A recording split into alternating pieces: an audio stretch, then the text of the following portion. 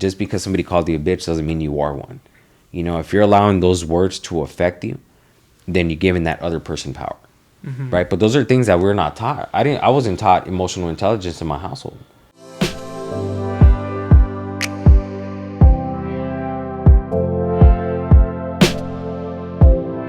Welcome back, guys, to episode 3 of Young Entrepreneurs Podcast. It's your host, Milton, and I'm going to introduce my co-host. What's up, guys? My name is Chucho. We're super excited for today, guys. We have a special guest. This guy has so many crazy stories. I'm going to let him take it away. My name's Herbert Granados Calderon. I'm from Santana, Orange County, California. I am an entrepreneur in the making. So most definitely, I'm happy to be here. We do have a story behind the whole story, but we'll soon get to it. Yeah, bro. Yeah, it's just crazy. We were kind of chatting up before the pod, and this guy has a lot of crazy stories. But I mean, tell us a little bit about yourself, bro. Like, how did the business start? But go way back. Go on in details. So before the legit businesses, right? I started seeing things, right, when I was younger. We can all mostly relate, right? If you're like from Santana, single mother household, hardly any income, small family. So with that, like, I felt like there was always a need. You know what I'm saying? There's always a need of like, there's no gas, there's no light. Sometimes there's either or none, right?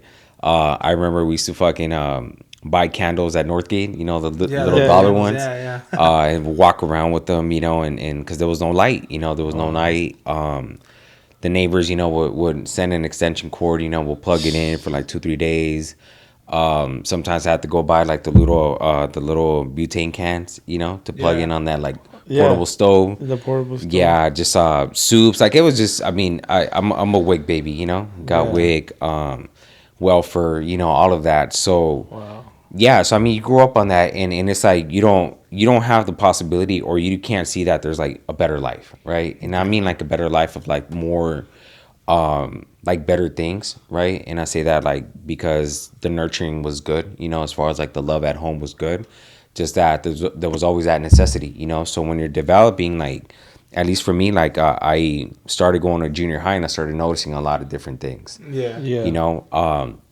And especially like shoes, right? I don't know if you guys remember Payless. Dude, Payless.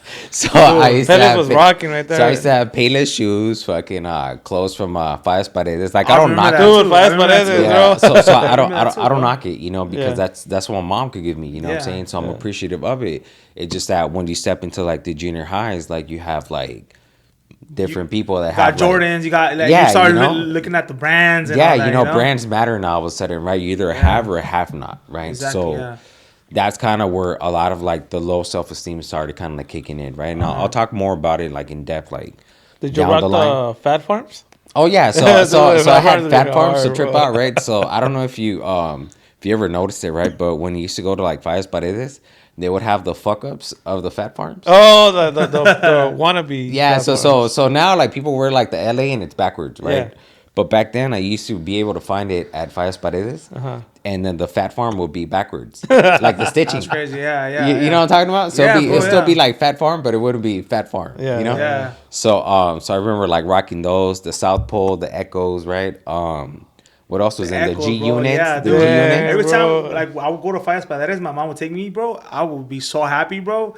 It's like, dude, that's like me going into Nordstrom, bro. Like, damn, we're in heaven, right? bro. So my stepdad, so he worked at Fallas Paredes right there on 4th Street. Oh, is that it? Yeah, he started. That's where he met my mom. Yeah. It was everybody up, knows Fallas Paredes. Right and then there, Factory bro. to You, like, so that was like my style, right? Yeah. But like, you get to notice it, like you're not at that par, right, where it's like, oh, I'm cool, right? And then like I was mentioning, like, my name's Herbert.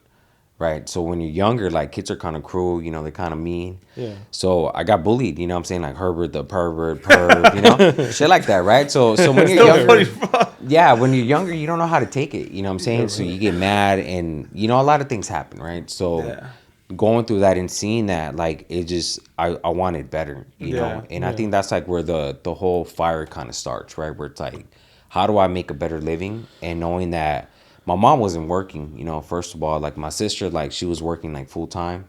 And then even too, like my sister, like she's like not a housemaid, but more like a cleaning lady type of deal, you know?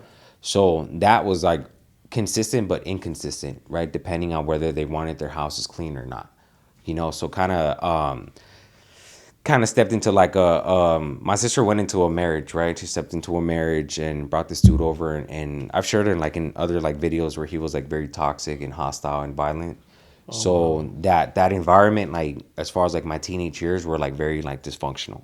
Wow. You know, they were like super dysfunctional, very like chaotic. So like when you're younger, you're trying to find an identity. You know what I'm saying? So that's where I kind of embraced like Herbz. You know, Herbz like was like a lot more cooler. You know, it wasn't like so much of like, oh, Herbert. You know, I would correct people, right? They'll be like, oh, Herbert. And they'll be like, nah, call me Herbz. Yeah. Right? And eventually, like, I started building on that, right? Which I mentioned earlier, like the alter ego, right? Like, oh, I'm not Herbert, I'm Herbz, right? Anywhere I introduce myself, I'm Herbz. But eventually, yeah, I went to my first party when I was 14. But it was like one of those undergrounds, like the party scene kind of parties, you know? So it was like Nas, drinks. And I got into it, you know what I'm saying? Like, oh, this is like the first time I ever see something like this, you know, and you're 14, so it makes a strong impression, you know. But the thing is, I walked up in there and I was like nobody, you know what I'm saying? I was just this one kid that only had fucking $20 to his name and paid 10 at the door, you know. Damn, how the hell did you get in, bro? You were 14 years old. Like, what you do? So when you're in the party scene, like they don't really care, you know what I'm saying? It's all high schoolers, you know. So I showed up with the right people, and it was just like, oh, it's $10, you know. So I was like, fuck, damn. Hey, $10 to get in. Yeah, that's crazy. Yeah, because they would, like you're saying, like they would like come in. You would come in with the people that know them already, and they don't even check. A lot of young girls would go in, and they wouldn't even ID them. Yeah, I mean, but yeah, for me, I got in, and it was like I'd never seen anything like that. So I was like, fuck, like this is where I want to be at, you know. And eventually, like the homies will talk, like, oh yeah, well, there's this party going. Blah blah blah, and back then like the big crews were like I don't know if you guys remember like Fresh to Death. Yes, I like do. Fresh to Death, In Your Mouth. Yeah. They had like a Boogie Down, Down and Dirty, right? Like so, those the homies that I went with. All the party crews. Yeah, so that was it, and it was kind of like, oh, what the fuck, like this is cool, right? But I was already in high school, so I already had mañas, but I wasn't really showing anybody, right? So I would ditch, like I started ditching a lot, like my freshman year. I started ditching a lot, like, you know, what they call like those like ditching parties, right? Yeah. So that's where I kind of started drinking, but that's kind of where I made some friends that were like, oh, well, there's parties at night too. But it was like, they don't let me out at night. So, you know, that's a conflict. Yeah, that's a conflict, right? So eventually I just started getting bold, you know, and like I said, I came from a small family, you know. So my cuñado, like he didn't, even though he was violent, he wasn't going to stop me. If I wanted to walk out that door, like, I'm leaving. You know, I'll deal with it when I come back. And it's like they say, right? Es mejor pedir perdón que permiso, right? Yeah. And for me, like, in the beginning, right? Like, my mom would, like, yeah, throw the fucking chancla, you know? Yeah, the chancla voladora, right? So fucking, there was times, like, my mom and my sister would call the cops on me. Oh, wow. Because I wanted to leave, right? And the cops would show up, and I would have flyers, right? I don't know if you remember. Like, I would pass out like the gang of flyers, you know? So you would disappear, like, or you would just leave the house. So I would just leave the house and then come back like on Sunday morning or. Like, it's because you were gone for the weekend. Yeah, I'll leave Friday and then Saturday. You gotta remember the party scene back then. Was so you were just partying. You were like on Friday, a bender. Saturday. It's something Sundays. So yeah, so look, so I started just partying, right? I was just partying. And then eventually, like, I got into it because it was like, oh, you're making money off of Nas? Oh. Like, how much you making, right? And then, like, oh, you're charging at the door? Like, what the fuck? Like, you can make money off of this shit? So, eventually, like, I started gathering up a couple homies, right? And I was like, hey, well, let's make a crew, right? And the crew was called Crunked Out, right? So, in the beginning, it wasn't, like, too exciting. I remember our first party, we threw it over there, like, by Mohawk. I don't know if you know where Mohawk's at. Yeah. So we threw it at the homie's house, and we probably got like about 20 people, right? And I was happy as fuck because it was like, oh fuck, we got 20. You're gonna make money off. That's $200. Yeah. So we got so basically we just got like 20 strangers, right? Yeah. And back then it was like $3 at the door or $5 depending on how crowded it was, right? So we didn't really make a lot of money, but it was like a trial and error, right? Yeah. So that's kind of like where the essence of like business starts, right? Where it's like your trial and error, you're doing marketing, you're And doing you're getting advertisement, to you're get known. networking. Yeah. Exactly, yeah, you're networking, you kind of like brushing elbows with certain people, you're in certain places to network, so on and so forth. So, Right? what do you say? Like this was like the first hustle? Exactly, yeah. Oh, damn, So all right, there you yeah, go. so Yeah, that's what so I'm first saying. Like it hustle. all started like when I was younger, right? Yeah. But that fire was like that necessity, right? Exactly. And even though like I mean, I look at it now and I learned a lot from it. It also too had a lot of impact, right? Where like it harmed my family in a certain way that I can't repair. But it's just like overall, like at that time, like I just wanted to get over the fact of like that identity, right? Because it was like, oh, Herbert the Perv to like Herbz, I'm cool. Yeah. Right, Yeah. being accepted, you know, being validated, going into places to be like, oh, you're gonna charge me $3. Yeah, I'm Right? just laughing At the because they door. would call you Herb the Perv, bro. Yeah, you know what I'm saying? I mean, but Yeah. it just, I mean, now No. it doesn't phase me, right? Because Yeah, like yeah. you get to grow that self-worth and identity and so on and so forth. And you right? get like how you said something that kind of, because I know a lot of kids go through that still to this day. It's Oh, like, yeah. you know, when you're in middle school, like I went through it too, you know, like I didn't have, like I said, like I didn't have my real dad. So I would rock like fake shoes for a while. Yeah. And so, like, you know, people be like, oh, those are not real, like, blah, blah, blah, and everything. But you were just trying to feel like some sort of way, like, to feel special. Like, Yeah, to fit in, basically. yeah, to fit you know? in, you know, to fit in. And so I think a lot of kids, you know, nowadays struggle with that. But it's Yeah, like, dude, it like, now happens that I all the look time. back, I'm like, what? Like, I would rock those, like shoes again, bro. Like, I rocked them pretty good. I think I rocked those shoes better than the people that were rocking Air Forces. Dude, now that Seriously. you're speaking of that, like when I was in middle school, I was so transitioning obviously elementary to middle school. I didn't know what the hell I was doing, bro. Yeah. I was trying to fit in so bad that at one point I literally was claiming a game that I was not even part of. Yeah. And I would literally rock high socks, bro. I would see people wearing like the khakis, high socks, and I'm like, I want to be like that. So then I started rocking those high socks and all that until one day, one guy came up to me and socked the living shit out of me, bro.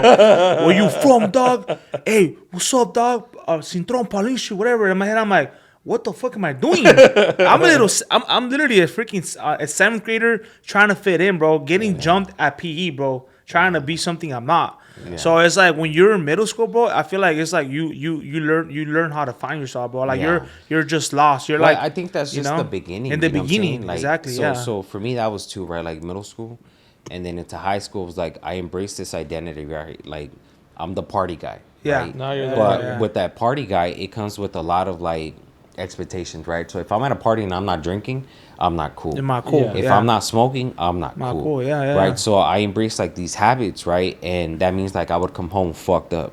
Right. There was times like I'll get carried in and my mom would have to shower me or like leave me in the living room, right? With some bags and just like sleep on the other couch. Like it's just a lot of shit that I did, right? That like I'm not proud of. But through that process, like I learned to be like more mindful. Yeah. You know, and just because we had the necessity and I was making money like at a parties, like which wasn't a lot, but when you're making like 400, 500 and you're 16, like it's meaning Worth a lot of something, money right? It's back like, then, oh bro. shit, like you're doing something, right? So now it's like I was able to help like with rent. I was able to help out with like groceries. So that like I wrote about it too, right? On one of the articles I wrote, but it was like, it's a Pyrrhic victory, right? Which means like I won like independence, but I really didn't win nothing out of it. You know what I'm saying? Like I lost more than I won because at the end of the day, like that just gave me free wings. You know, where it was like I'm spending the night and coming back. And I don't know if this happened to you guys, you know, but my mom would wait for me till like 5, 6 in the Dude. morning. You know, if I was like, hey, I'm gonna take off and I'll be back 1 o'clock, right? 2 o'clock. Fuck no, I'll come back till like 5 and she's still in the living room waiting for me. Dude, that's funny that you're saying that because my mom went through that too. Like she would tell me, you know, when I went sober, she would tell me all these stories. Like she would come home, like she would just be waiting for me, dude. Yeah. And a lot of times, you know, it's now that I look back and you're talking about all this, like it just brings my memory back of that party time scene that I was in too. And it's like sometimes at the time you would be like, oh, like maybe they don't tell him nothing, you know. And so you think like other people that were at the parties, like que no les pasa nada. Yeah. But no, like seeing you, like I wouldn't think that all that stuff happened Yeah. to you. I would just feel like ese se va a su casa ya no pasa nada. But Yeah. dude, you went through a lot of the stuff that I Yeah, went so through, bro. I mean, yeah, it's relatable, and I say like now as a parent, like I understand it, and I'm like, fuck, like I hope I don't have to deal with that, Yeah. you know? Yeah. I mean, I would know how to because I went through it, but it just like from a woman to a man, like you just never have that strong control, that strong hand, right, to be like, oh, don't do that, and I took advantage of that, out of the necessity.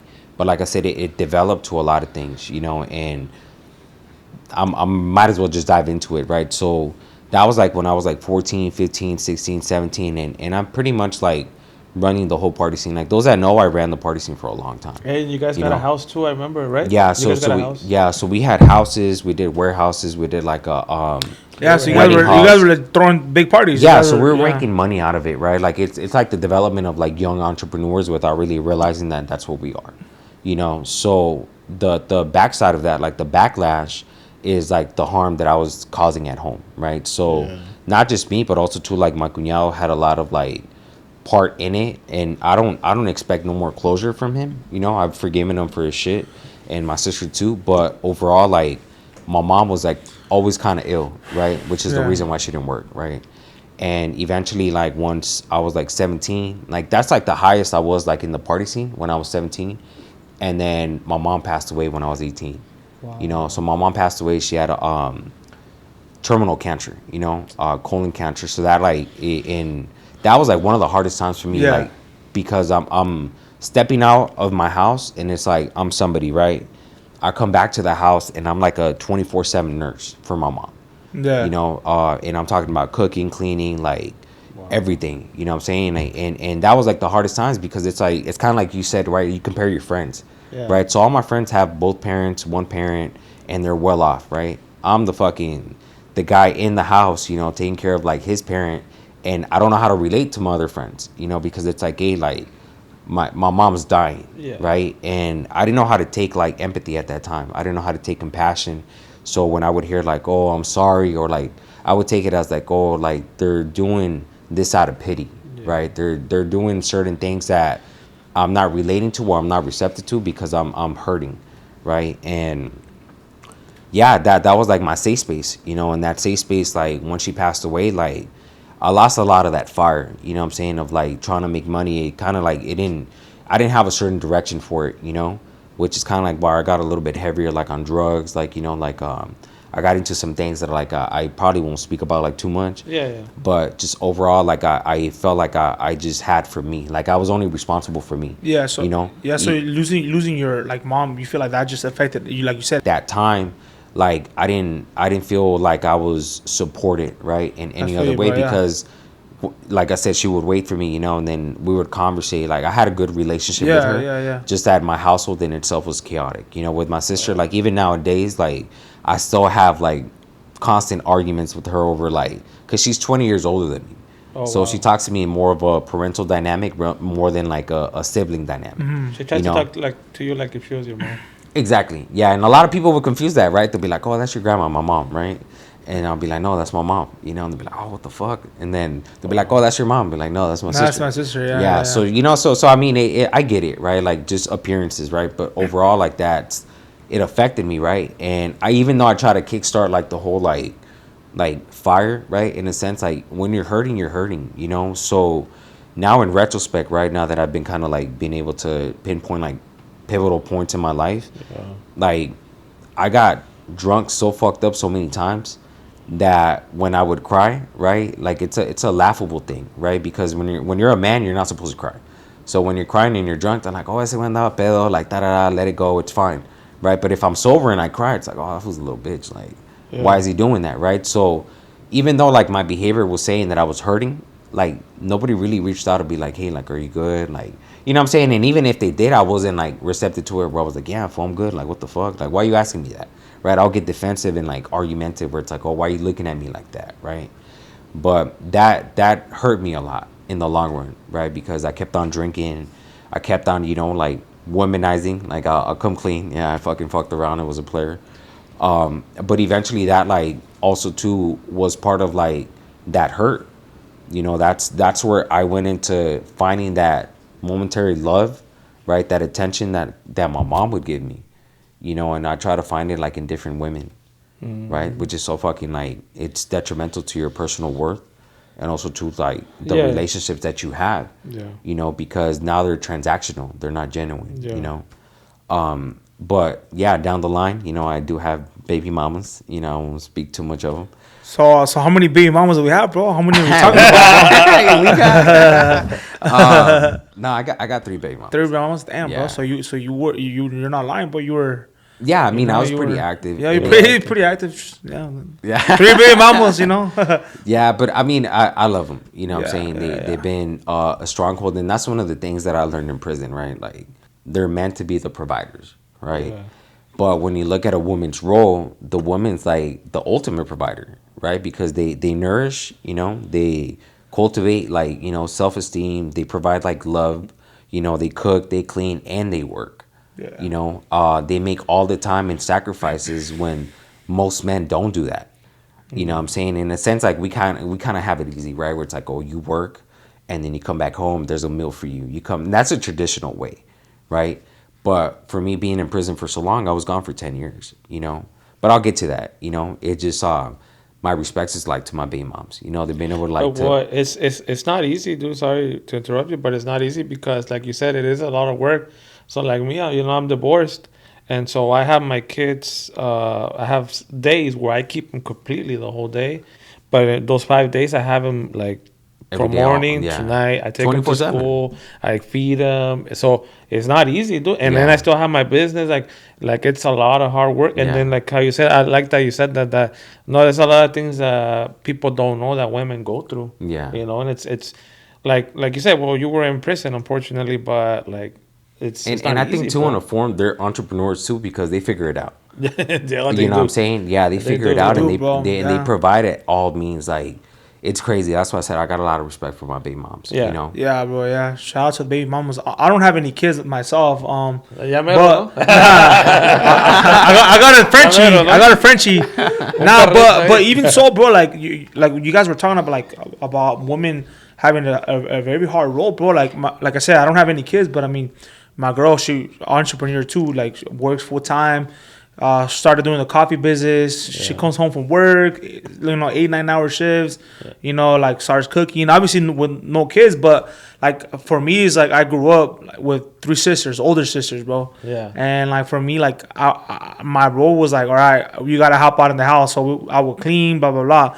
So even so, right now, I kind of like took a little bit of that growing up into now, but I'm like, dude, imagine having kids, taking care of them, And bro. doing all that. Yeah. That's a lot of work, bro. So like, shout out to the baby moms, bro. Like for real, Shout like out to the baby you know. moms. Yeah. But I mean, I know you said you were in prison, bro. I don't know, like what, like if you want to dive into it, bro. I mean, yeah. So so it was my baby shower day, right? Yeah. And I got in a car accident.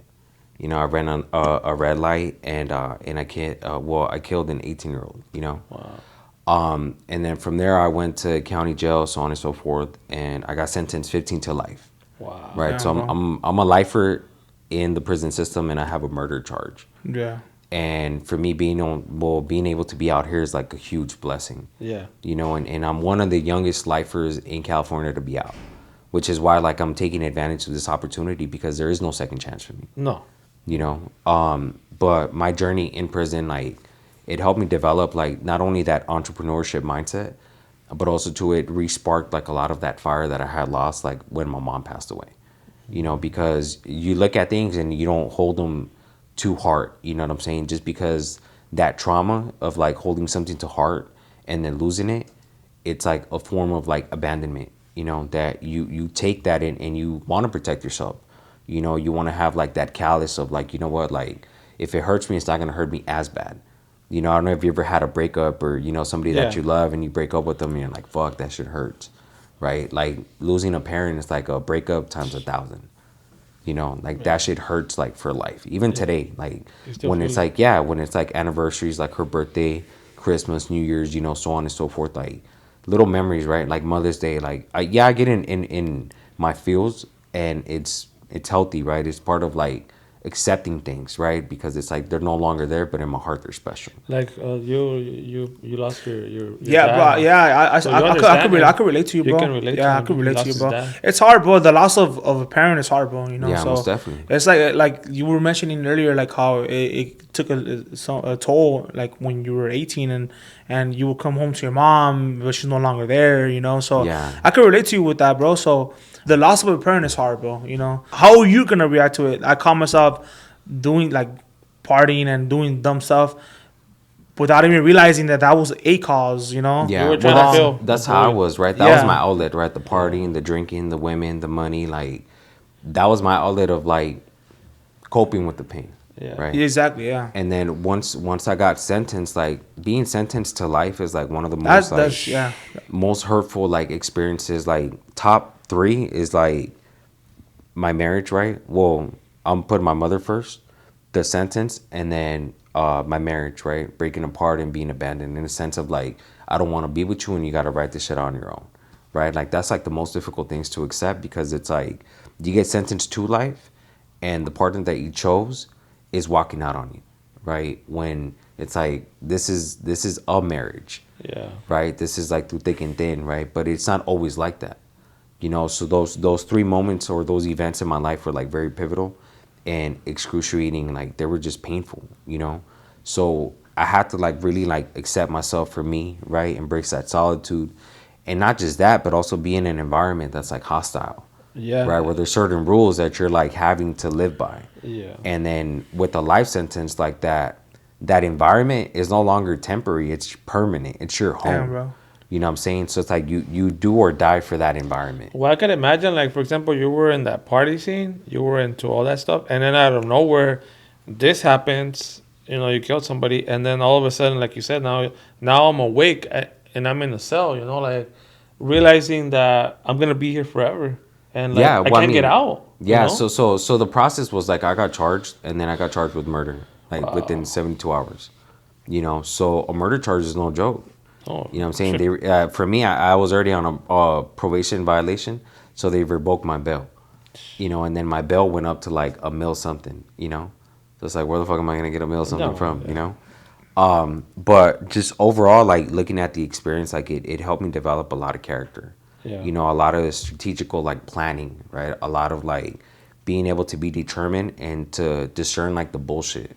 You know, because in prison there's a lot of bullshit. It's kind of like on the streets, but times 10 if you're involved like in the underworld, right? Yeah. And that involves like drugs, alcohol, you know, money, politics, Yeah. whatever, you know. But just being able to like be mindful and not engage like to the point where there's like no return, you know, Yeah. because you're always gonna want to feel a part of, right? Which is what I said about the identity, right? Like trying to fit in, trying to be cool, trying to be cool with the next man, and there's a lot of good homies in prison. You know, I met a lot of good men that are so fucking beastly. Like, How did you cope the first couple of days being in prison? so the first couple of days, like it's a disbelief. You know what I'm saying? Well, in county jail, you're first passed over to county jail, you know, the You're sheriffs. just trying to like accommodate to like, oh, now I need to get used to. I mean, you routine, have to right? adapt, right? Yeah. And I think that's one of the biggest qualities you can have is being adaptable, right? Yeah. Like that adaptability to like be in an environment and just adapt and thrive is like you could thrive anywhere, you know? So I didn't know that I had that capacity within me, right? Like even it's like I said, right? Out of necessity, like it's like I'm making money, Yeah. right? But making money is just like it's a low goal. You know, anybody can make money, Yeah. you know. But being able to not only be empowered like mentally, spiritually, and emotionally, but using that money with the purpose. You know, that's where the connection, the transition happens. Like where it's like not just like any regular fool can do that. Yeah. You know what I'm saying? It takes a certain type of like man and woman to do that. You know, because I've read a lot of books. I probably read more books than the times I fucked in my life. I know. Yeah, you know. So over there, that's where checkmates and life lessons started. So checkmates and life lessons started when I dropped level, right? So I was at level 3 and then I went to a level 2. Wait, level. that? What is the different levels? Or Okay, so level 3 is like a maximum security, but it's like also to like what they call like a little bit more like violent. You know, it's more hostile. There's more politics. More people get stabbed. You know, so more it's like often. so it's like more low. I don't know, more low key or No, level it's, two. it's, No, it's so level 2 is like less restricted, right? Okay. Like since I was a lifer, like I went to what they call like secure minimum yard, which is like they have towers. So towers is like the dude on the tower with the fucking rifle. yeah, basically just ready That's to shoot level at 2. any- Yeah, level 3 Oh. also has towers, but the thing is that you're confined to just one area, Oh, so you can't really have access to come out unless you got Oh. juice. You know? damn. Yeah. So And level 4, you just don't come out at all. I mean, you do come out, but you come out in smaller groups. So it's like groups of 12, groups of 10, sometimes just one pod, sometimes two. And then, yeah, it's hostile. You know, Yeah. somebody's got to go. They're most likely getting killed. You know. Wow. Level threes, it's hit and miss. Level twos, it happens. You know. But not as often as like level threes. Level threes, at least once a week, somebody's getting stabbed, somebody's getting removed, things like that. Right? That's like prison, right? But I mean, like I said, I'm not really trying to glorify that. It's just like the No, experience no. in itself made me prioritize like and be so much more grateful for the freedom and the capacity to actually make something out of my life, Yeah. out of my time. What You know, what did you do there at the time? Because obviously, like a lot of people, when they get locked up, everybody has a different story how they adapt to that. But like, how is it that as soon as they got there, like, how is it that what kind of plan did you build yourself? Because obviously there was a reason why you got released. yeah. What did you do? So okay, so it's I spoke about it too when I did that the seminar for Cal State Fulton. But when you're in the county and you see people that you know and they know that you're fighting life, they give you a hug as if like it's the last That's hug. the last hug. Damn. You know, and they'll be like, "Hey, fool, I had a good time with you. Hey, I miss you. I love you." You know, especially the close homies, right? When they see you, be like, "Hey, I love you, fool. Take care. You know, we'll stay in touch." Right? And it's kind of like it's letting you know, like unconsciously, right? Like this is it. Like you're fucked for life, right? And they'll tell you, "Oh, you're washed up." Or when some people like, I mean, for me, I'm not like so critical, right? But there was homies that don't talk about the streets, right? Because they're facing life like LWAB, 44 to life, 60 to life, 75 to life. So like, oh, don't talk about the streets. Don't talk about your plans when you get out. You're gonna fuck whoever, or that you're gonna go here and there. They'll be like, hey, just shut the fuck up, right? And some people will be like, oh, my bad, right? Some other people will be like, oh, okay, well, whatever, right? Some people I've heard it too, right? Where it's like, oh, like don't be mad at your choices, right? So that escalated to a fucking. They had to close down the back. So if you guys know what close down the back means, then Yeah. you You guys get know it, what yeah. happened. Yeah, yeah, pretty much, right? So it just depends on where you're at and who you're with and how sensitive the situation or the topics are, you Yeah. know. But overall, like for me, like I had to cope with things, you know. I had to understand like what my program was gonna be like, right? Because every day in county jail, in prison, it's the same shit. You wake up, you go to chow, you come back. There's yard, there's day room. There's no day room, no yard, or you know, there's count time, there's chow, and then nights out. So it's the same shit it's a every day. So you routine. got to fill it in. It's a So, routine. yeah. So that's kind of where, in the beginning when I went to prison, I was in orientation for 8 months. So orientation, there is nothing. You're just slammed down. You get programmed twice a week, and if there's stabbings, you're locked down for a whole month. You know, sometimes 2 weeks, depending on the level of it. You know, but right there, that like I said, you know, that's where I got to like really like reading a lot of books. That's where I got into like finessing like the drawing. Like I do paintings, I do like murals now. Like I'm a pretty decent good artist, you know, Yeah, enough This to get paid for it. Well, he you was know? showing me like before the podcast, and when he says pretty good paintings, this guy has a lot of talent. But yeah, man, I mean, you were there for a long time. You were there by yourself. What made you like start doing what you're doing now, like the drawing and? So I mean, it's like you have time, right? Yeah. And I mean, so I have this friend. I'm gonna call her C, right? So she's in TJ now, right? But we would correspond, right? And she sent me some art books, right? And I was like, oh, what the fuck? Like I don't even draw. Yeah, like I she- did draw, but it wasn't like to that point where it's like, oh, it's I wish badass, you know, right? that's crazy. So she sent me these books, and it's like simple stuff, like little stars with like eyes or characters or noses or whatever. Some of it are like doodling, and then one thing led to another, right? Because when you're in there, like sopas are fucking expensive. They're like $1.12. Well, at that time they were like $1.12, right? Yeah. So the homies are like, hey, fool, I'll give you a sopa if you draw like a little Minnie Mouse, right? Oh, okay. And I'd be like, well, fuck. I mean, I don't have the pattern, right? So Yeah. you get a pattern, trace it, fill it in. That's like I got the a best sopa. food right there, no? Las Yeah, sopas. so I got a sopa, right? And then I'll be like, oh fuck. So then I'll be, hey, do me one, Las sopas. right? So eventually, like, you started fucking. I started getting like more clientele, right? And I started drawing for everybody and their mamas. You know what I'm saying? Like Mother's Day was like the best. Like I had like 40 You're cards to popping. do. Mother said you were busy. Oh, you were Yeah, like, yeah. So that's how you finesse. Like it's true when they say like you want to get good at something, you got to practice it. Yeah. You know, because eventually I started practicing it to the point where I started doing color pencils. You know, and then I started charging more. Like, hey, give me $5 for this shit.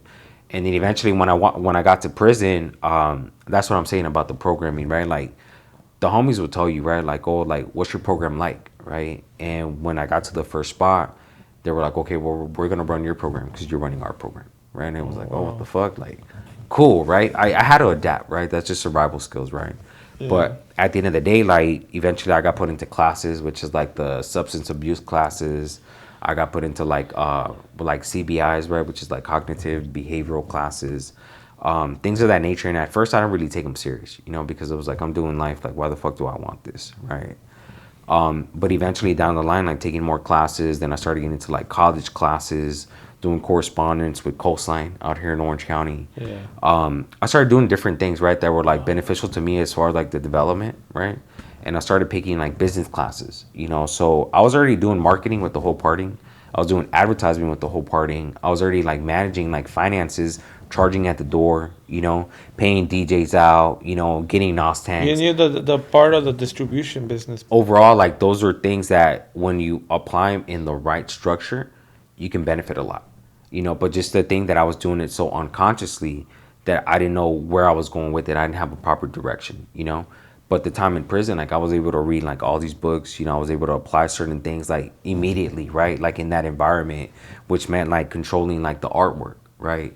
Like if you want a painting, I didn't get to painting until I got like a little bit more like better, right? But if you wanted a painting and I put you on the waiting list, like it makes it look more exclusive. Also, you were passing the time pretty good in there, then, huh? Well, yeah, like productive, you know. Yeah, just that like when you're in prison, like you have to make your time like worth it. You know what I'm Yeah. saying? Where if you have like idle time, like it's especially for a recovering addict, you know, like myself and a recovering alcoholic, like when you're in your head, when you're in your thoughts, like it's vicious, you know, because it's like there's so much accessible drugs, you know, not to like dry center or anything, but there's always drugs like in prison, right? There's drugs everywhere, bro. Yeah, yeah, of course, Honestly, you know, like, but there's they're drugs accessible. everywhere, bro. You know what I'm Yeah, saying? the thing is, a lot of people do not know that. Yeah, like, that it's there's- accessible yeah. at If you're in not prison. in the drug world, then you obviously you don't care. But if you're in the drug world, like for example, I went to Santa Ana High.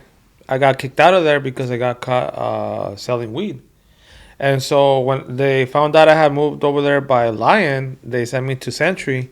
And, you know, the whole purpose of me getting moved over there was so I can get better, you know. But no, al contrario, me puse peor. Yeah. Everybody there was doing coke, crystal, ecstasy. Like, they were doing everything, dude. Yeah. Like, you would go to the restrooms, and these guys were over here taking hits, like, doing Yeah, I lines. remember. So I went to Century too. Yeah, it's like, dude, like it's just the environment. Like when you're in the drug world, drugs are everywhere, Yeah. dude. Teachers, I knew teachers who did drugs. Yeah. You know, I'm not gonna put them on blast, but like it's. Oh Just yeah, no, crazy. me too. Yeah, It's me crazy, too. bro. I it's a sense of bonding, right? But it's also too like a dysfunctional kind of bonding, right? Where it's like I'm connecting with you because we get high, Yeah. but sometimes like those relationships don't have like real depth. You know what I'm saying? They're just Well, they don't have superficial. A solid foundation. Yeah, yeah, exactly. You know, and that's kind of what I was meaning as far as like the addiction, right? Like being in prison and it's so around that it's easy just to like re-engage in it, right? And I seen a lot of ODs like in prison. I seen a lot of like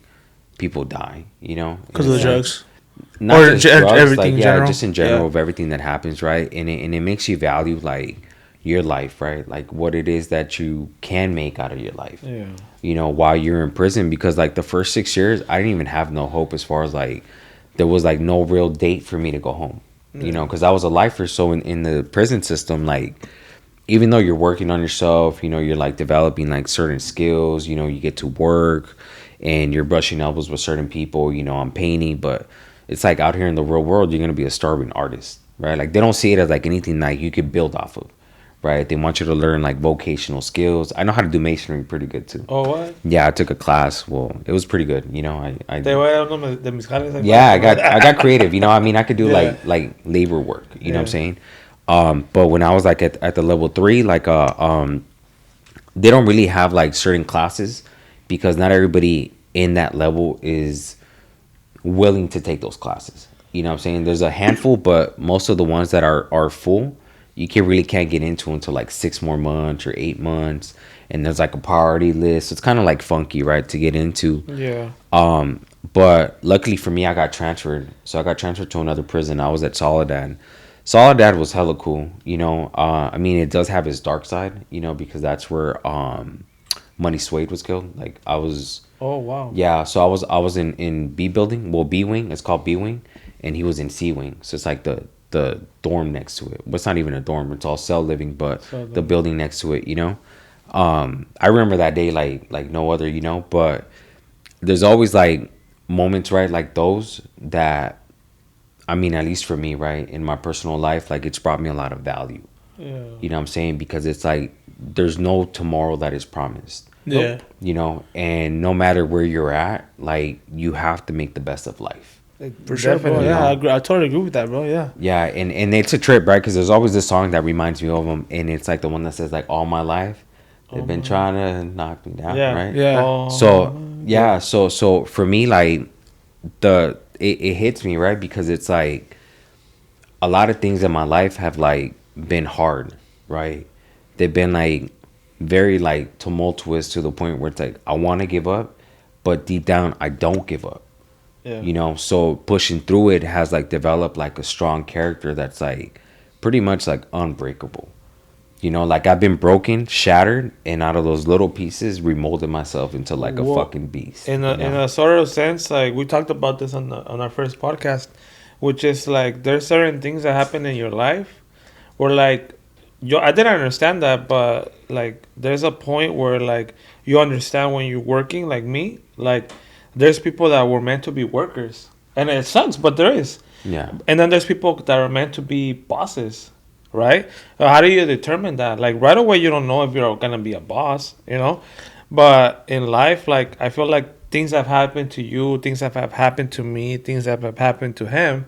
It's like in a sort of sense of way, like God was building us, our life, kind of like molding us to prepare us to what was to be. Yeah, yeah. You know, like yeah, when most definitely. I know, I'm pretty sure you say you read a lot of books. So I'm sure you read the Bible at some yeah, point. yeah. In jail, and so Yeah, that's I a don't story. preach it on nobody, but I know the Bible. But pretty you good. know, but there's a story that I love in the Bible, which is the story of Joseph. Mhm. Like God showed him who he was gonna be, Yeah. but he never told him that he was gonna get sold. Yeah, He never betrayed by told his him he was brothers. gonna go to jail. He never told him like a lot of those things, like the journey. He Yeah. didn't tell him the journey. He showed him the destination. Yeah. And this is what you're gonna end up. Yeah. But he's not gonna tell you what you're gonna go through, dude. Yeah. And so, certain things that have happened to us, they're making us just better people, Oh yeah, most definitely. Molding us, yeah. molding us. Yeah. Nah, but yeah, for sure. Like I totally agree with what you said right now. You know, like your story is crazy, bro. You know, like for me, I'm not even finished yet. yeah. So I mean, I just wanted to just go ahead and like give you up, like just let you finish your story. Like, so you were in prison 10 years. You learned the craft.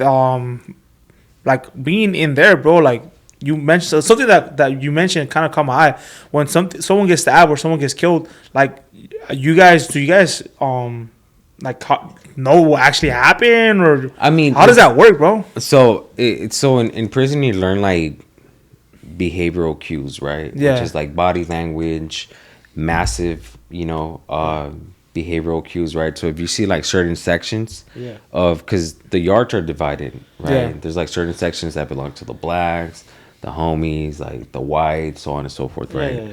So when you see like certain people like segregated in their areas, or not too many people walking the track, you're kind of like, oh, something's up, Yeah. right? So sometimes like you know that they're segregated because something's gonna happen, because you don't, the least you want in that moment, right, is for things to escalate into a riot.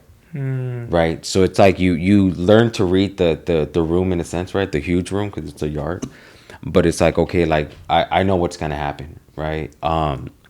If you're like in the inner circles, then you'll definitely know, you know what I'm saying, I like, see oh, what you this mean, this yeah. is going down, like get your workout in, and before you know it, like, Bounce. just step aside. Yeah. Oh, so you guys no. have like you guys already see it coming, basically, bro. I mean, you learn to read the room. Oh, you know? I see what you Yeah, it just overall, like I said, right, like when certain things happen in prison, right, like I don't want to say like, oh, poor me, why am I here? But it's like, it's another factor of like, I need to get the fuck out of here, because in a sense you embrace your worth.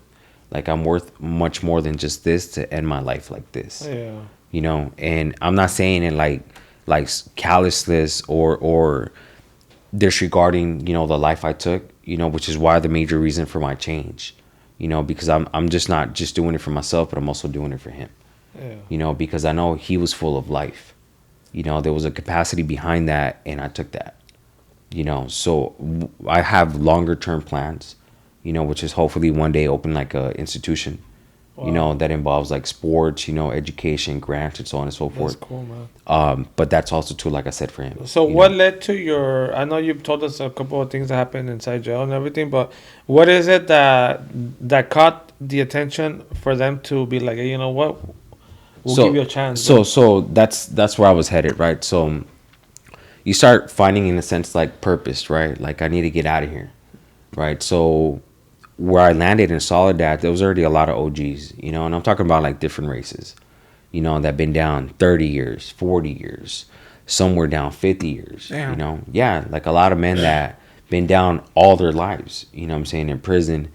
And there's a thing called the board process. So the board, what it does is basically it discerns like everything that you've done before prison, after prison, and if you've been in and out, what I'm saying, like the reasons why, right? What are your charges, right? What do they look like? So for me, a lot of laws came into effect that benefited me, right? Which is the YOP, right? Which is like the youth offender, like parole qualifications. So that means that you're not determined to be an adult, like mentally, until over 26. So my crime was committed when I was 23, and then after that, like, I mean, yeah, I got write-ups, there were like petty shit, right? But nonetheless, like I was able to take accountability for that. So that means that you're supposed to know why you did it, how you did it, and then how you're going to interrupt from doing it again, right? Because we all have triggers. Yeah. We all have triggers. So it's like, if I'm feeling this way, I could interrupt it by doing this, right? If I'm heated and it's a heated argument, there's options, right? Just because somebody called you a bitch doesn't mean you are one. If you're allowing those words to affect you, then you're giving that other person power, right? But those are things that we're not taught. I wasn't taught emotional intelligence in my household. I wasn't taught to like respond assertively. What I'm saying? All I seen was fucking chaotic behavior. What I'm saying? My brother-in-law being violent as fuck. So I thought that was the way you get your point across, with certain things. Well, that's what you learn in your household. Yeah, you know what I'm saying? So it's a lot of shit that like I had to like really challenge those beliefs, right? And when you get to have these conversations with certain men that are going to board, certain men that got like denied, right? Because you go to board and it doesn't mean you're gonna go home. It means like they're gonna evaluate you, and they'll push you back 3 years, they'll push you back 5, they'll push you back 10, right? There was one homie that he went, but the thing is that when he was prepping his paperwork, he put somebody else's paperwork in there. So he's basically copying other people's paperwork. So when he sent it, he didn't notice that he had sent it. So when he went to board, they asked him about it, and he denied it. He lied about it. So they had told him, hey, well, we received this paperwork with the documents that you submitted. So because of you lying and not taking accountability and still protecting whatever lifestyle you have, we're going to give you a 15-year denial. So that's like he already had been down 20-something years. Yeah, it's another You know what I'm 15 saying? years, bro. So another 15 years, a whole other like life sentence. You know what I'm saying? But that's at 80%. So you'll probably do like another 10, and then he'll be able to go back to board. But the point is too, like little mistakes like that cause not just like a little bit of time, but a long time, right? Yeah. So I didn't want to take shortcuts, So yeah, so I took all these classes that I could and really like not only like learn them, but apply them in my life. Yeah. Which is why I said too, like, I mean, I'll go into it, right? But when you run a business, like the business starts with you. Yeah, you know what I'm saying? Like all day it starts with you, right? So if you don't have the capacity to like strategize, to put things into paper, to be adaptable, to teamwork, right? To have a dynamic, right? And understanding a position, to know what position you have, even if you're sitting on a table or alone, like what's your capacity, right? Like what can you do? How are you going to scale your business? Like if you don't know these things, like you're basically like starting from scratch and most likely going to fail. Yeah. Yeah, but it's it's okay to true. fail though. It's okay to fail because I failed so many times before that I'm not afraid of failing. But that's how you That's gonna, your start, that's right? how your business That's grows, why dude. it becomes, Yeah. bro. Like Yeah. starting the business is not easy, bro. Of course But not. it's obviously like once you start and then you have like that hunger, and like today we had a crazy ass story, bro. We had a location and unfortunately No, I mean, actual so party I had gone to like quinceañeras, right? But Sorry for interrupting. no worries. we got kicked out. We got kicked out of the first location, you know. So it's just like stuff like that, man. That there's gonna be bumps in the road, but what do? We found the solution. Hey, Yeah. You gotta make break some yourself calls, and start. and we were able to get the spot. Yeah. Perfect example of when you have a business. There's gonna be bumps in the road. You're gonna be like, damn, man, like the ideal's already there, but it just something happened, and then unfortunately I can't continue my business. No, you gotta figure out the alternative. How Yeah. you, like, you got out of prison, bro. You could have thrown your life away even when you were out of prison, bro. What did you decide to do? You decided to make something out of it, Yeah. and that's one thing that's very inspiring for people that are watching this in this pod is that even if you've been through so much, lost your parent, did time, doesn't mean you have to stay There's the nothing same. stopping you. Nothing stopping you. Yeah, and that's one of the, I think for me that's one of the biggest takeaways, right? Like, so when I was in prison, like there's a lot of like self-help groups, right?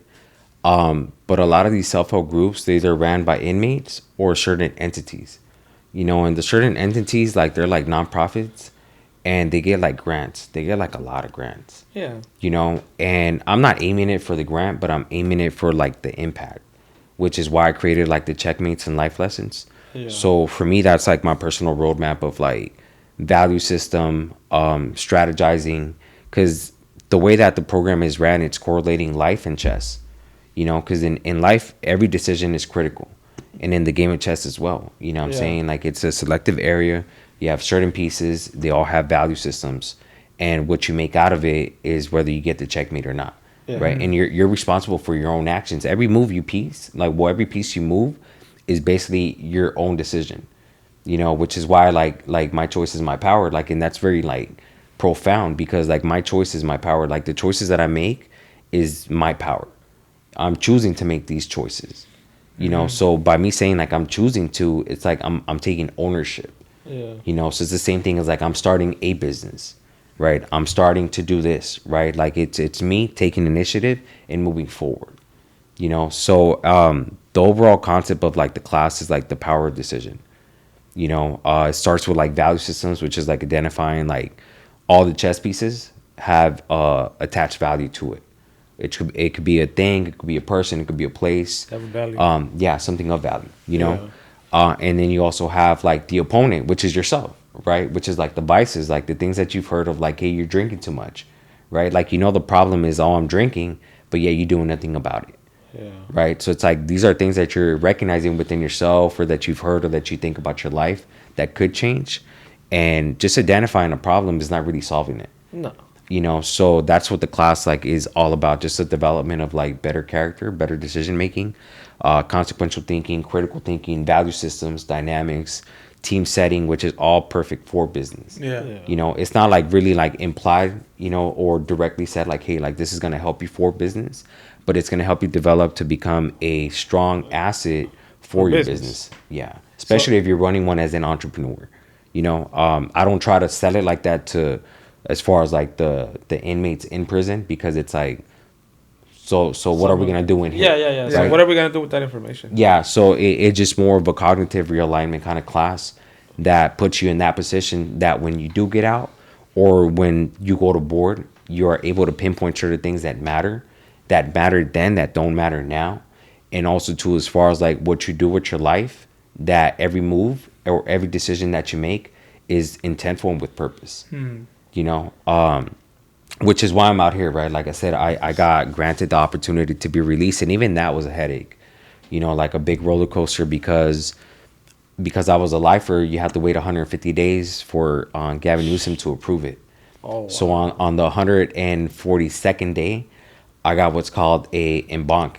So an embank means that it goes back to the state. Oh, So then the state has to approve it. So basically it's saying like, I'm not going to sign unless you guys sign first. Right. So I went back and that was like another 30 days. And then they signed. And then 7 days later, I got released. You Damn, know? bro. Yeah. When did the day you got released, bro? I mean, how was that feeling, bro? So I got released April 2nd, right? 2024. wow. Oh, I've then been last out. year. Yeah, I've been out 15 months now. Okay. I got picked up by ARC. I don't know if you guys know it. ARC. Oh yeah, No. Yeah. So I got picked up by ARC like because I was a lifer and then I got qualified to be taken to my hometown, which is Santana, right?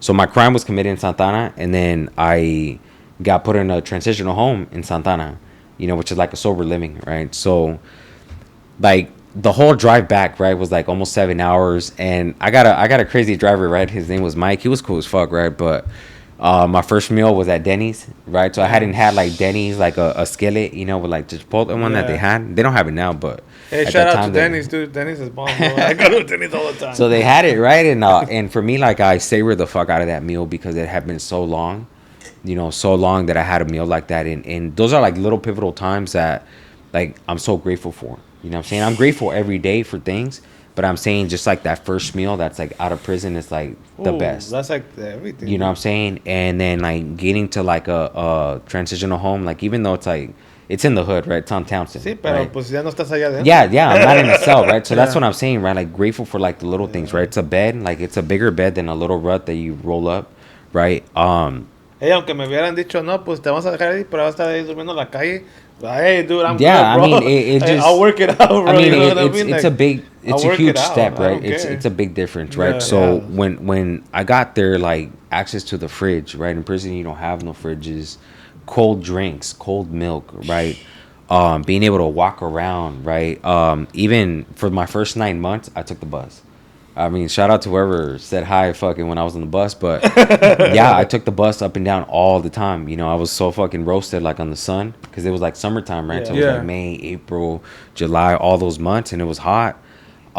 So I went through that, but it was like I know that these are temporary struggles because I'm building myself and I'm capable. You know what I'm bro. saying? Maybe back then, like if I wasn't like so like strong minded and determined, I would have been like, fuck it. Let me go back to what I know, the easy shortcut. Easy. Dude, so, You so, know. easy so way when out. you went out, well, you went in, I think you said 2014. I would, yeah. So 2014, you get released 2024. That's a whole decade.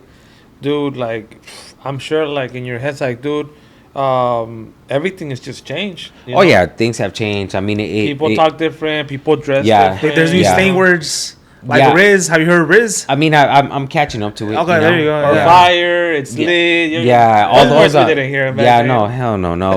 So for me, I'm catching up to like the lingo, right? Yeah. But one thing I've learned too is like, well, a lot of the homies, right? Like when you go up and you get to meet some people that have been down for a long time and they have like that, they know how to articulate, right? Like they know how to speak like very good. It's like just because you come from the hood doesn't mean you have to sound like the Sound hood. like the hood. You No, know, once you have like class and etiquette, like in any room you step into, Yeah. like you be that guy, So it just, like I said, I'm a huge chess player. I play a lot of chess and I'm pretty fucking good. That's pretty cool. So aside from that, it's just like that whole time that I was in prison, like I said, I read a lot of books, right? So certain words that I didn't know, vocabulary, right? Looking it up in the dictionary, reading topics that I didn't know. Let's go back to the glossary to kind of get a gist of like what this looks like. Right? A lot of people that do time, they become they get into their books, dude. Like, Oh yeah, well I es que mean se ponen las there's pilas. there's options, but that's one of the best options, right? That you're nourishing yourself. I mean, I would do that, you know. If I mean, were to yeah, go in, it's I would it's do that. it's. I think it's beneficial for whoever picks up a book, whether you're in prison or not. Yeah. And if it's something that you like or that you're dedicated to, that's how I learned how to draw. You know what I'm saying? Now I paint and I do murals. Off of just a simple book, a gesture that somebody who cared for me sent and said, hey, you could do your time a little bit more productively. And that's crazy because this whole podcast is young entrepreneurs, and it's like being a young entrepreneur. A lot of times we look at it like, oh, I want to open a big business, or I want to open this big big building or whatever. But with like Chucho with this whole market thing, and it's like the businesses are not always super big, Nah. but people want that right away, and it's like, dude, that's not how it's gonna work. Like Yeah. for me, to start remodeling houses, it didn't come overnight. Like I had to pay a price to learn. I went through a lot of stuff, learning, and with my family. It's just a lot of sacrifices you go through. Yeah. Where it's like, no se te da la mano. Yeah. No, I mean, and that's the thing about it, right? Too, like, that's why I think, too, like, the chess changed my perspective, right? Because in the game of chess, you have to be patient, right? Like, I used to play with this one OG, and he would take forever for a fucking move. He'd probably take like 10 minutes, right? And he would always beat me. He would always beat me, right? And I get frustrated and I get mad as fuck. And I'd be like, hey, OG, like, fucking taking forever, right? So one day we're walking the track, and I was like, hey, why you always so fucking slow, right? And he was like, oh, he's like, hey, you're never really gonna like learn life until you own time, Ooh, And then I that's was like, wise, what? bro. Like, what do you mean, right? So when I do things that are irrational, is because I'm impulsive. When I take my time to do things and I'm patient with the process, I gain so much more. But Yeah. I didn't know that. You know what I'm saying? When you're young, you're kind of like, I know it Yeah, all, I don't give a fuck. And I started opening my mind a little bit, with the books, with just like sklecha, right? Like what they teach you like in prison, and certain principles that are good and bad. Like it's your choice to take them, right? Yeah. But overall, like I took that and I applied the what worked and what didn't, and even what didn't still like in the storage, right? It's kind of like if Yeah. any day I need it, then I'll bring it out. But just overall, like little lessons that taught me like a lot, like patience, right? The development, like the growing pains, like the trial and errors, like even the disassociations, right? Like when I sobered up, like a lot of homies fucking backed up, right? Like, oh, you're watered down, you're not with the business, blah blah Yeah, blah, yeah. right? Ya no la armas. Yeah, even out here, right? Like I still have friends that party and do things and so on and so forth, and it's like I don't need to involve myself in that to be liked or respected or to network if that's not like what I'm aiming for in my life. Like that brings me no asset to my purpose. You know what I'm saying? That's not in my path, but if it gets in my path, I mean, I'll try to take advantage of it in some way, some form, but it's not like I'm going to go back to it. Hey, but You know? one thing Yeah. that stuck with you, dude, is your promoting part. Cuando- Yeah. When I don't know what you were putting. Oh, the event you were gonna have. Yeah. So that's why I messaged you. And I commented. I was like, hey, bro, 2009 vibes. Yeah. You know? Yeah. So, Wait, so when you say event, like you do events or so I was going to do an event for the checkmates and life lessons, right? I mean, since like now we're here. So I was going to cut my hair if I got $10,000 of donations, right? And that was the event was going to basically be a mural. We were gonna be having it at Doritos Bros Barbershop #2, which is the one on Main and 15th Yeah. in Santana. We're gonna have DJ Bebo. We're gonna have Jonathan Hernandez be a keynote speaker. But the ice raids started happening. Oh, So that in messed that everything area, yeah, in that area, there's a lot of volume, which is like apartments and a lot of raza, right? So I know it was gonna be Mili la popping. raza. Yeah, it was gonna be popping. A lot of people were gonna show up, and then we got a lot of feedback on the social medias and things like that. But the thing is, like, I didn't want to jeopardize nobody. Like, I can't have it in my heart to be like selfish and be like, oh, we're gonna have this event because we already said it, and then, excuse me, for ICE to come in and raid and take people. Yeah. Like, I can't live with that. No. Because I know what it is to be apprehended. I know what it is to be cuffed up and taken away, and it's like not cool. that's a ripple effect that I'm not gonna contribute to. yeah, bro. Yeah. So I postponed it. So I was about to say, like, when's the next? So date? I'm hoping like around I'm hoping like around like September. We're If still you- like in the mix. We're like in the plans. It just overall like I want it to be safe. Yeah, bro, That's the yeah. main thing. Like I feel like Santana, like how you told me like when I got out, if I seen a lot of things that were different, like fuck yeah, like there's a lot of homelessness. A lot of people that we used to party with, a lot of people that They're not here no in more, high school, junior high, some people have died, OD'd. Yep. Some people got shot, like, and just seeing like certain people that I know that I brushed elbows with that are homeless. The openness of it, right? Like Maine and 17th, you got Dyer in Maine, you got like Harbor and First, All Harbor over and the place, 17th. bro. Yeah, and they're in huddles, right? And for me, that's kind of like, damn, that's like, as a parent, I'm not trying to like talk shit on the city or whatever, but I'm saying like those are examples that are implied that it's okay to be like that. Yeah. And I have a strong opinion about it. It just at the end of the day, like coming home to that was like that's not how our city used to be. No. Maybe there was one or two behind a liquor store or whatever, which is the guys that always hooked it up with liquor, right? But yeah, Hey, Ray, being shout out to honest, those right? guys, dude. Being honest, Kidding, but no, just no. at the end of the day, it's like we can do better as a city. You know what I'm saying? And which is another area of like the work I do. Yeah. But just overall, like on the personal like entrepreneurship, like this is like one of the classes that I do want to bring out to the youth as far as like the juvenile centers, That would certain be a high good schools, class, bro. certain work programs, right? Like after school programs, because the younger you are and the more conscious you are of your decisions, the better lifestyle you're gonna have. Period.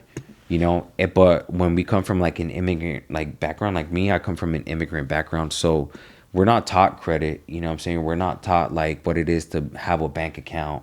We're not taught to go to school. I go to Cal State Fulton now, you know, but it's like we're not taught to do that. When they come, like as far as like being immigrants, it's like you keep your head down. You don't associate with the cops. You work. You build a family, and then you die, right? And it's kind of like that's respectable and honorable. But I have opportunity. You know, I'm a American citizen, right? So I can establish credit.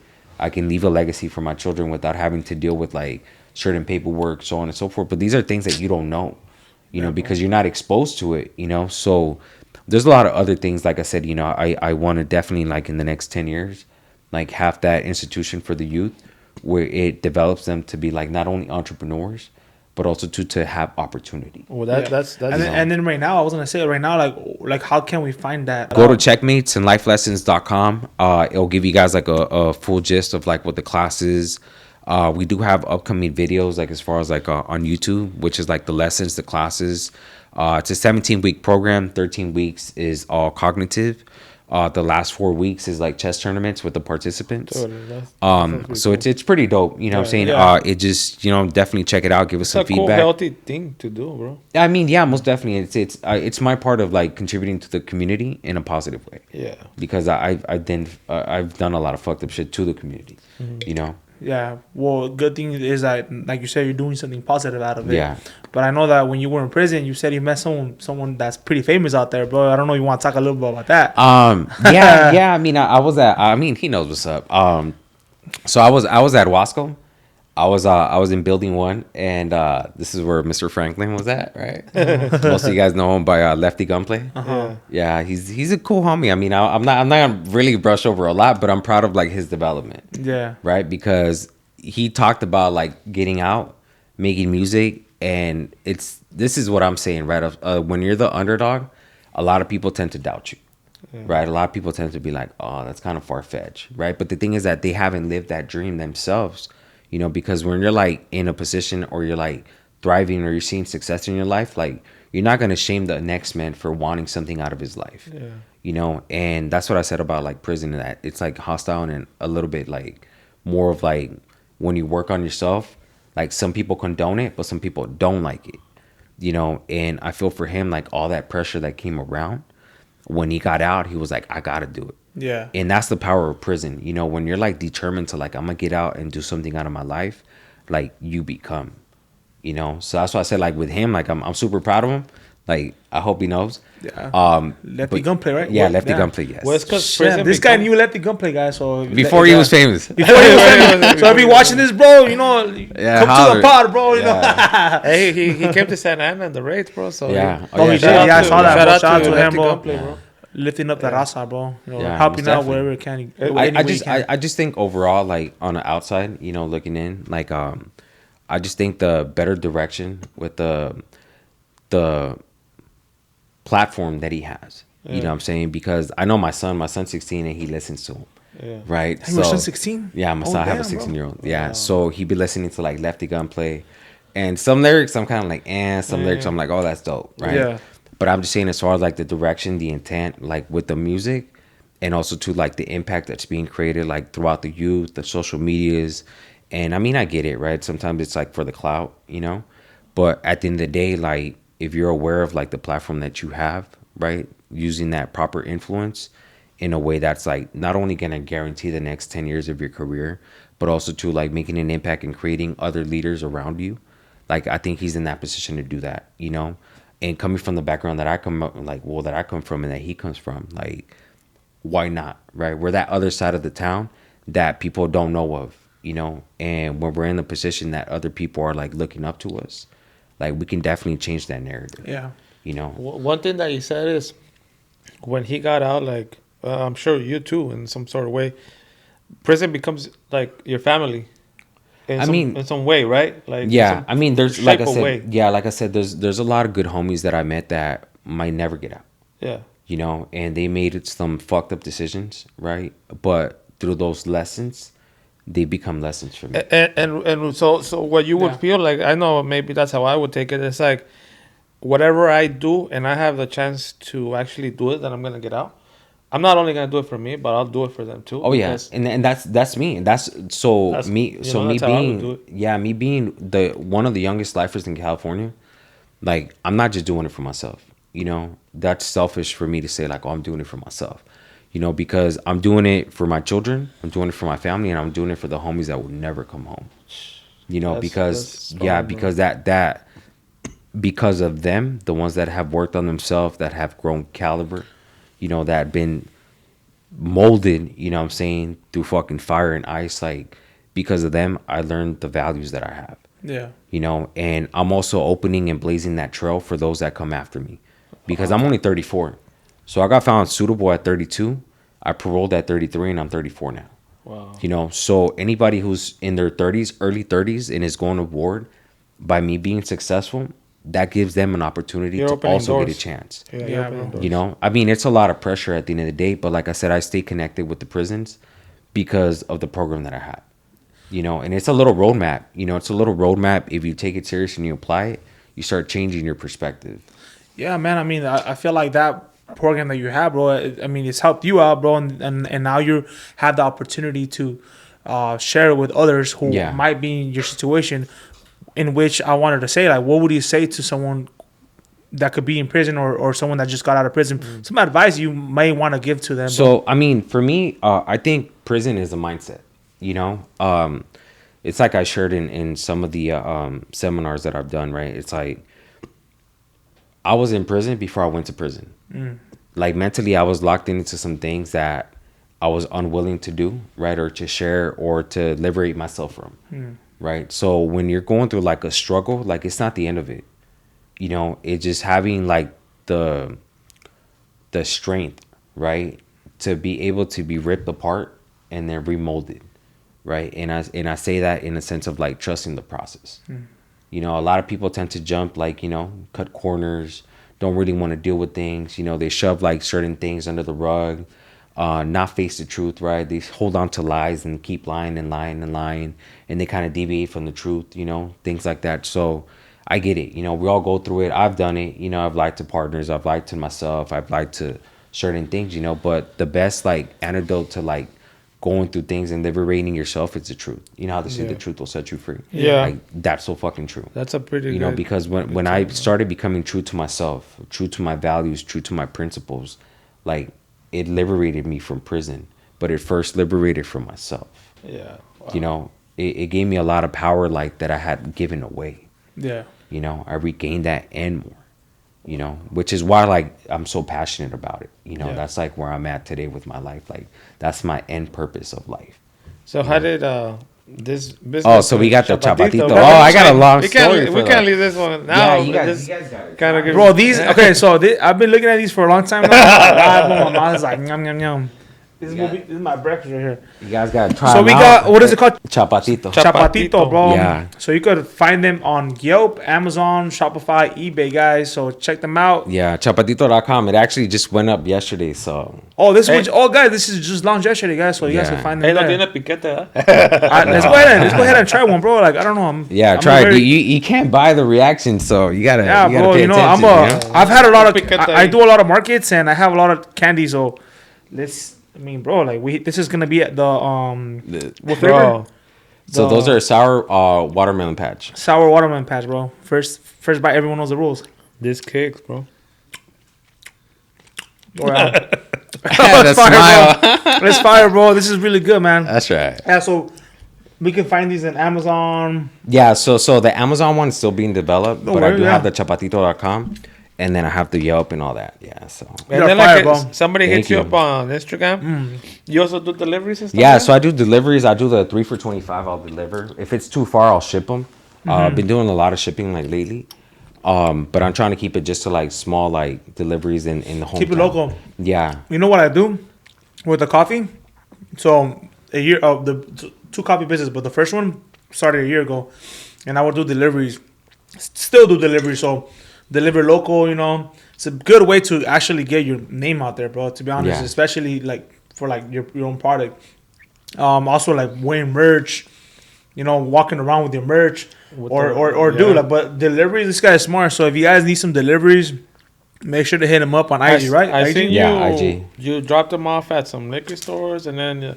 Oh yeah, Like, so one of my boys, right? He has a food truck, so he's been doing pretty good, you know. So Yeah, people come by and like they buy like their Philly cheesesteaks or like their hoagies and then like with the snacks. The snack with the little candies. Yeah. Where's that spot at? So that one's on Ross and Civic Center. It's like by the City Hall. Okay, bet. yeah. So that's where you guys could also find the candies. Yeah, as well, so. yeah. So yeah, I mean it's growing, it's developing. So Hey, you should link up with him because you do the whole yeah, that we market do stage, like dude. like I yeah. host markets, bro. Yeah. You So host markets, dude. basically, you just pay for a booth, and then you just Yeah, the pop-ups? pop-ups, yeah, man. So Yeah. if you're ever down, pull up, bro. I actually have one coming up on September 6th. So, Okay, yeah. Yeah, let's And run it, then bro. you That'd be do Friday night munchies still, huh? but yeah, so the Friday Night Munchies, it's just we're vendors. Yeah, but these are freaking fire, guys. These are. I mean, yeah, I these know are fire, the dude. camera crew in the back. They're like, damn, I want some too, you I know. want to try it. Pero yeah, bro. I mean, this guy has his stories is very inspiring, to be honest, and like his journey and now what he's doing is very touching. So if you guys want to get in touch with that, just make sure to We'll post follow it, you. the Follow link. you where? Yeah, so Instagram, Facebook, and TikTok, it's Herbert G Calderon. So it's like Herbert Yeah. G, and then Calderon, which is Calderon. And then I also have the Chapatito, right? So it's Chapatito. chapatito.com. So it's Chapatito.com. CHAPATITO.com. And then that's the same for the Instagram. So Instagram's Chapatito Chamoy Antojitos. And then the Facebook as well. So If Yeah. you guys, like I said, Lock it in. wanna reach out to him, hit him up, guys. This guy's a good guy, has a lot of knowledge, you know, and if you guys want to play chess with him, hit him yeah. up too, Yeah, you know. yeah. Life Yeah. lessons with my bro right here. Yeah. El Herbz. But yeah, Yeah. man. I mean, anything else you want to say, Milton? Dude, like, like we had been trying to do a podcast with them, but some things, that's how life is. Sometimes you can't do it, but it wasn't the time.